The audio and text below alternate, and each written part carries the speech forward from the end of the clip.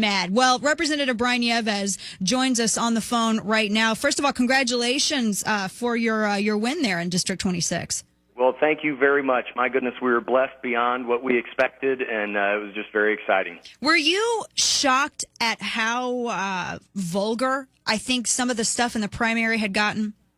Well, yeah, absolutely. I mean, typically primaries, at least from my experience, have not been the place where races get really ugly. Of course, I am a proud Republican and therefore pretty biased towards the Republican side. I expect those kind of things from Democrats, but not from supposedly my fellow Republicans. Yeah, exactly. Now, I don't know how much that you can say. I mean, I know that, I know you've talked about it before and you've been pretty forthcoming. Basically, what had happened was there was a lot of things, a lot of really salacious stuff that was going around about your personal life. And people, when I say people, it looks like a lot of them were saying that this was coming from this kid named Sean Bell, who has been working with Dick Stratman's campaign, who was challenging you in the primary. And it was a lot, and Dick Stratman was also apparently endorsed by SEIU and all this other stuff. But it got very personal and it got very dirty. And then after the fact, after your victory in District 26, after you won the primary, the same guy who had apparently been perpetrating a lot of this went to your campaign office. What happened? Can you go into or even give like a Cliff Notes version? Yeah, well, I'll tell you, I'm a little bit limited on what I can and cannot say because it's an ongoing case, but here's what I can tell you. What I'm asking everybody to do is simply ask yourself, does any of this pass the sniff test? I don't think it does. First of all, why would someone, after running such a vicious, ugly campaign, come into my office, trespass into my office, and be there for good reasons, if you know what I mean? Mm-hmm, yeah. We're not contending that we had a pleasant conversation with Sean Bell. It was not a pleasant conversation, but it was nothing more than a conversation. Yeah. When we finished the conversation, everything was fine. Sean Bell left the office on his own accord. And the funny thing is, maybe about 5 or 6 minutes later, he came back to the office, and this is all in his police report. He came back to the office to retrieve a pair of sunglasses and enjoy a soda with a couple of us there in the office. One of the things that the media fails to report about this is that, of course, I have an eyewitness who is right there for the whole thing that, of course, refutes everything that Sean Bell is saying.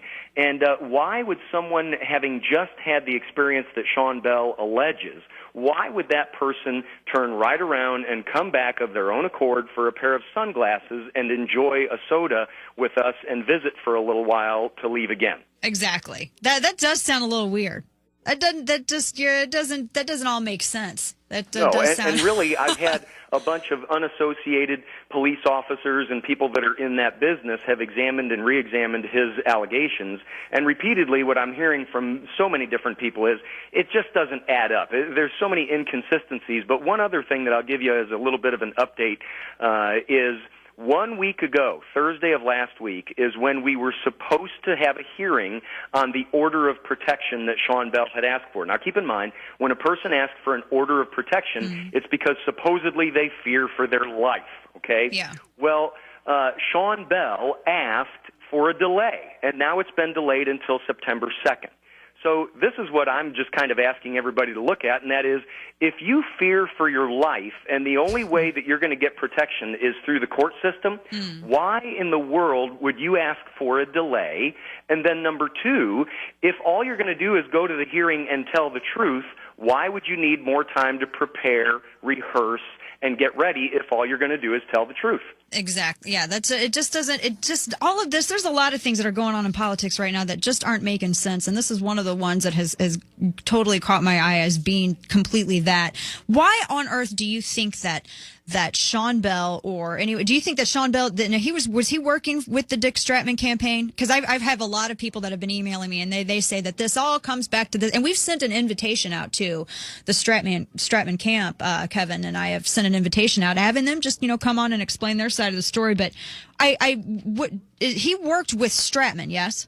Yes, he was Strotman's campaign manager. And let me just say very quickly, I think that this has all elevated and escalated far beyond Dick Strotman. I do not believe that Dick Strotman has anything to do with these allegations. Of course, I'm not happy with Dick Strotman because he is the one that brought these people to town in the first place. Mm-hmm. But I do think there's a delineation here where we have to realize that what's going on now is not up to Dick Strotman. Dick Strotman is not the person behind all this. Dick Strotman, I think, is innocent of being involved, of anything having to do with these allegations.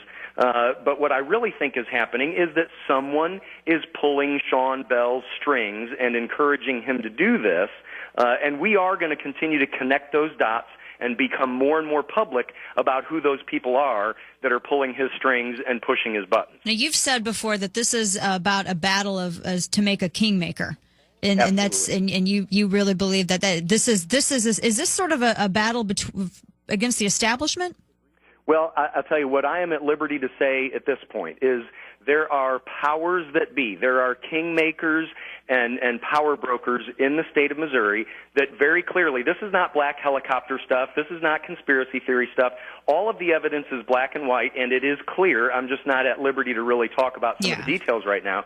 But with 5 minutes of research, a person on their own could look and see who it is that Sean Bell is associated with, and then who those people are associated with. And what you find is there are some very high-level kingmakers that are not at all interested in seeing Brian Nieves become a part of the Missouri Senate. Why would they be scared of you?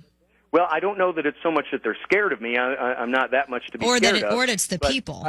I think what it all really boils down to is in the Missouri Senate, each senator really does have approximately the same amount of power, be they a senator on the majority side or the minority side. Republicans and Democrats have very similar power as senators.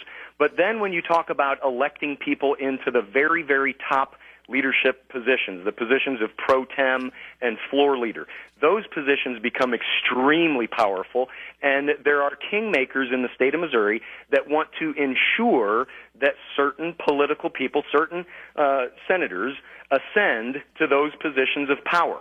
I happen to not be on the side of who the kingmakers want to have ascend into those positions, and so therefore it's very easy to connect the dots and see why they would not want Brian Nieves to be in the Missouri Senate. Yeah, so to boil it down in layman's terms, basically you have a junior high school girl clique that is mad that you're getting attention. Can I just boil it down in layman's terms? That's perfect. That's perfect.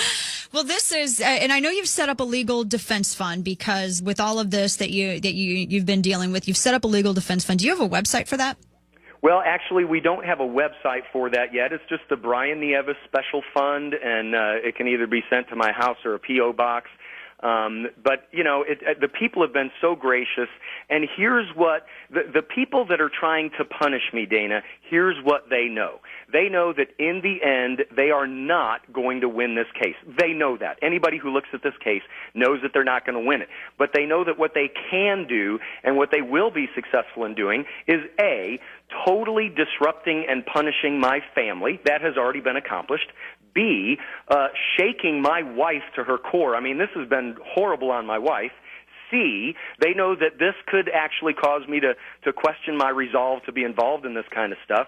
And the fourth thing, D, is they know that I will incur thousands of dollars in expenses to defend myself against these frivolous allegations. Yeah. So the people have been very gracious to jump in there and help us out a little bit with some legal expense funds, and that's just been quite a blessing. Well, what I would like everyone listening to realize is that when people talk about being conservative Republicans and when they talk about faith, I think in this situation in District 26, I think there were people who have been behaving in an upstanding manner like I think you have been doing, and then I've seen a lot of the dirt that's been kicked around from some of these other folks, and I just, I question, I'm like, well, who are the conservative Republicans here, and who are the rhinos rhinos. I don't think that someone can be just a rhino in policy, but I think that they can also be a rhino in morality too. And the whole situation is just, I found it disgusting. And I feel very bad for your wife and your family having to go through this. And I can say that that if a campaign is going to do something like that, this is where I wish we had the Old West. We had the Old West days back, because well, I can't say on air. It just aggravates me that, that people get this personal with stuff. But Brian Nieves, I appreciate all that you've done with grassroots and fighting for limited government, and just hang in there and have the faith. Now, we have the invitation out to Stratman's camp, Sean Bell and all of them. They're more than welcome to come on and explain their side of the story. But I appreciate everything that you've done. And if people want to get involved or donate to your legal fund, one more time, how can they do that? It's just Brian Nieves Special Fund, and it can be sent to P.O. Box 1026, Washington, Missouri, 63090. P.O. Box 1026, Washington, Missouri, 63090. Fantastic. Brian Nieves, Representative Brian Nieves, congratulations again on your win for the Republican nomination for Senate District 26. Thank you. And we'll talk to you again soon. Take care. Thanks for the opportunity. Bye-bye. All right.